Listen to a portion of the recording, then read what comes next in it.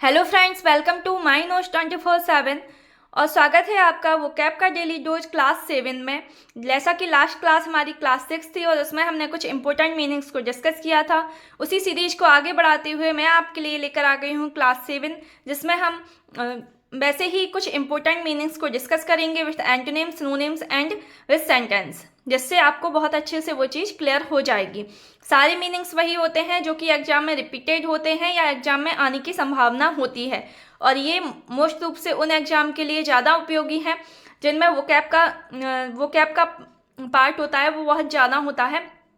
जैसे कि आपका एमपी हाई कोर्ट हो गया। एमपी हाई कोर्ट के एग्जाम में वोकैब बहुत ज़्यादा आती है, लगभग 12 से 13 नंबर ओनली वोकैब के ही आते हैं।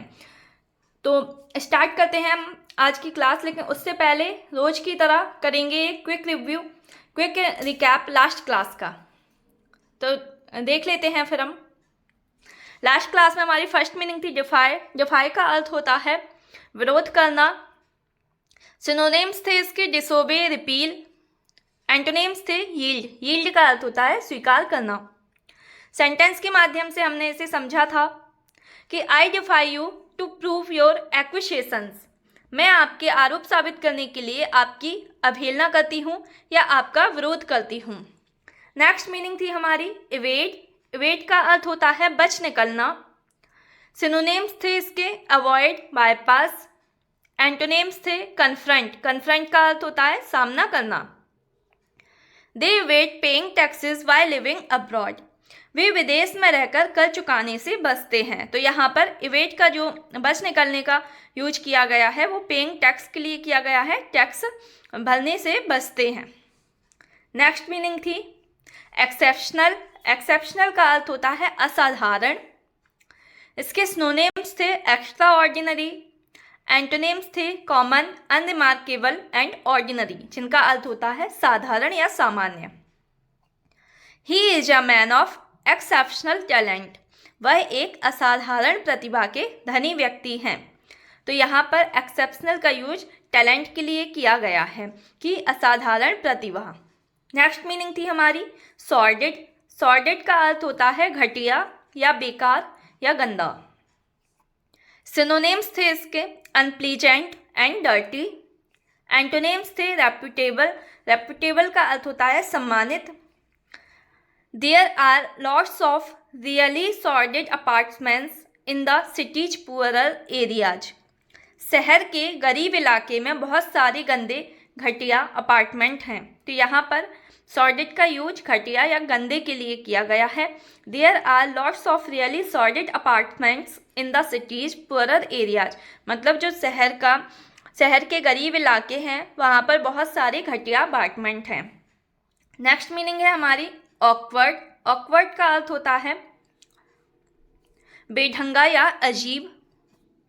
सिनोनिम्स थे इसके क्लमसी। एंटोनिम्स थे कन्वीनियंट, ग्रेसफुल, जिनका अर्थ होता है सुविधाजनक या गरिमापूर्ण।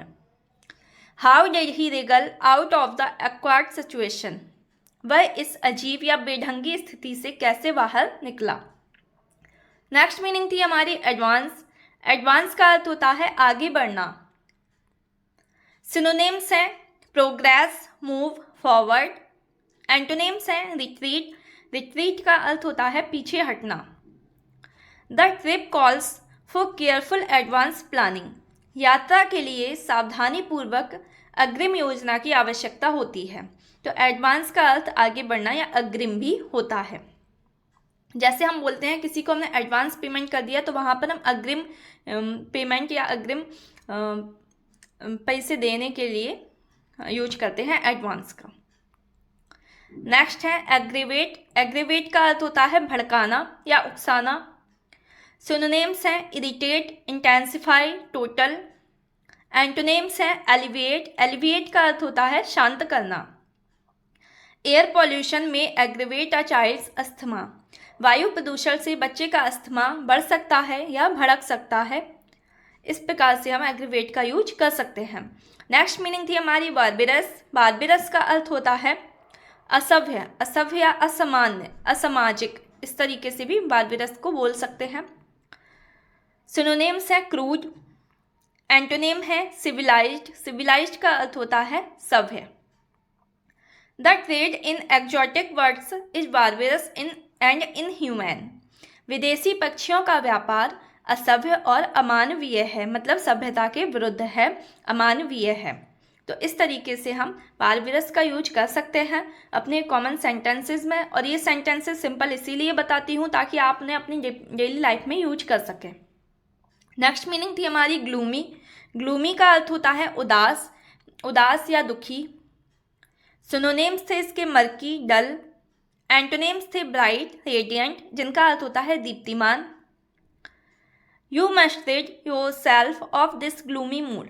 आपको स्वयं को इस निराशाजनक मनोदशा से मुक्त करना होगा। निराशाजनक या उदास एक ही हो जाता है, जिसके लिए हम ग्लूमी का यूज करते हैं। नेक्स्ट एंड लास्ट मीनिंग थी हमारी लास्ट क्लास में लेटेंट। लेटेंट का अर्थ होता है छुपा हुआ या हिडन। इसके सिनोनिम्स हो जाएंगे हिडन। एंटोनिम्स हो जाएंगे ऑब्वियस, एविडेंट, जिनका अर्थ होता है स्पष्ट या प्रत्यक्ष। These children have a huge reserve of latent talent, जिसका अर्थ होता है कि इन बच्चों में अथाह प्रतिभा का भंडार छुपा हुआ है। तो यहाँ पर हमने लेटेंट का यूज किया है छिपे हुए टैलेंट को दिखाने के लिए।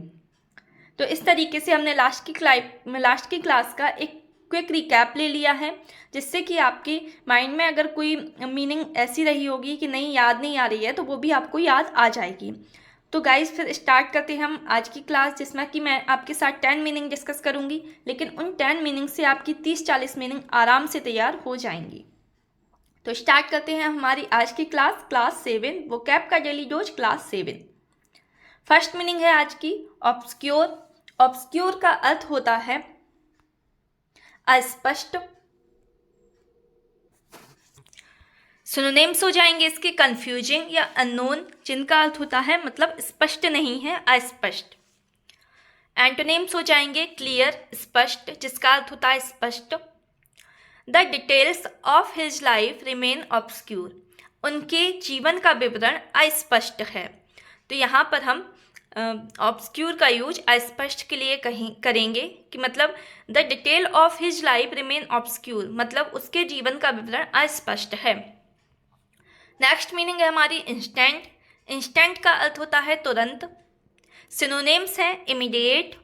एंटोनिम्स है इसके डिलेड, ग्रेजुअल, जिनका अर्थ होता है विलंबित या धीरे धीरे। There is no instant cure for this condition. इस स्थिति का कोई तत्काल इलाज नहीं है। तो इसके लिए हम सिंपल सेंटेंस में इंस्टेंट का यूज कर सकते हैं। नेक्स्ट मीनिंग है हमारी फिक्टिशियस, जिसका अर्थ होता है काल्पनिक। इसके सिनोनिम्स हो जाएंगे फॉल्स। फॉल्स यानी होता है झूठा या काल्पनिक। एंटोनिम्स हो जाएंगे रियल, जेन्युइन, जिनका अर्थ होता है असली। His story is Holi fictitious, जिसका अर्थ होगा उनकी कहानी पूरी तरह से काल्पनिक है। होली का यूज हो जाएगा पूरी तरह से, फिक्टिशियस का यूज हो जाएगा काल्पनिक। His story is Holi fictitious, उनकी स्टोरी पूर्णतः काल्पनिक है या पूरी तरह से काल्पनिक है। नेक्स्ट मीनिंग है हमारी एक्सटिंक्ट। एक्सटिंक्ट का अर्थ होता है विलुप्त। इसके सिनोनिम्स हो जाएंगे अबॉलिश्ड। एंटोनिम्स हो जाएंगे अलाइव, लिविंग, जिनका अर्थ होता है जीवित। Many animals and birds are now extinct. कई जानवर और पक्षी अब विलुप्त हो चुके हैं। तो यहाँ पर हम एक्सटिंक्ट का यूज विलुप्त हुए जानवरों और पक्षियों के लिए कर सकते हैं। नेक्स्ट मीनिंग है हमारी डिलेट।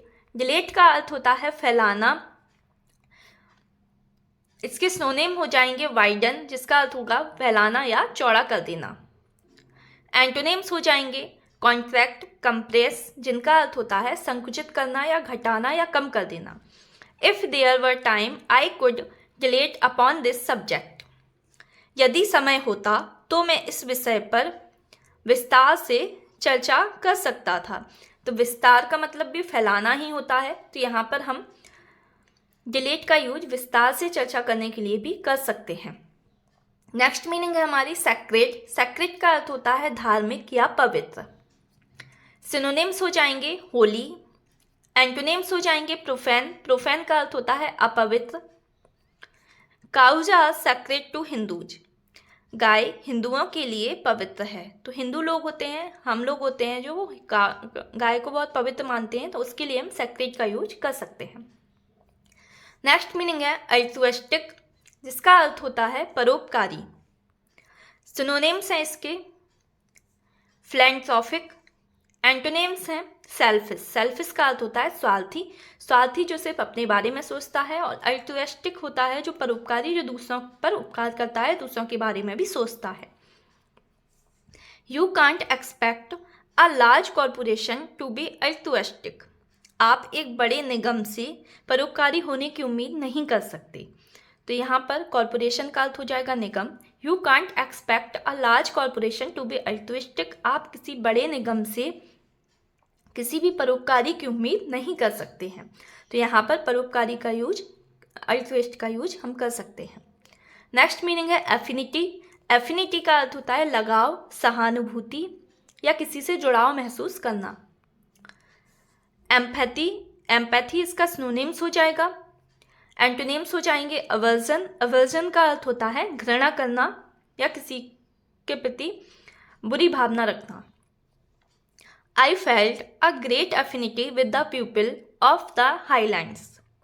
मुझे हाईलैंड्स के लोगों के साथ बहुत लगाव महसूस हुआ। हाईलैंड्स यानी जो ऊंचाई पर रहने वाले एरियाज होते हैं, ऊंचाई पर जो भूमि होती है, वहाँ पर जो पहाड़ियों पर जो लोग रहते हैं, उनसे मुझे उन लोगों के साथ बहुत जुड़ाव या लगाव महसूस हुआ। तो उसके लिए एफिनिटी का यूज किया है पीपल से लगाव के लिए। नेक्स्ट मीनिंग है हमारी कंटेमिनेट। कंटेमिनेट का अर्थ होता है दूषित करना या गंदा कर देना। सिनोनिम्स हैं इसके पॉल्यूट। एंटोनिम्स हैं क्लींस। क्लींस का अर्थ होता है शुद्धि करना। That monkey viruses can contaminate live vaccine is not in doubt. मुझे इसमें कोई संदेह नहीं है कि मंकी वायरस जीवित टीकों को दूषित कर सकते हैं। तो यहाँ पर दूषित करने के लिए हमने कंटेमिनेट का यूज किया है एक सिंपल सेंटेंस में। नेक्स्ट मीनिंग है हमारी सीज, और आज की हमारी लास्ट मीनिंग है सीज, जिसका अर्थ होता है रोकना। सिनोनिम्स हो जाएंगे स्टॉप। एंटोनिम हो जाएंगे इनिशिएट, कंटिन्यू, स्टार्ट, जिसका अर्थ होता है जारी रखना। सीज का अर्थ जैसे किसी कंपनी को सीज कर दिया, मतलब बंद कर दिया, उसे रोक दिया। तो इस तरीके से सीज को आप कनेक्ट कर सकते हैं।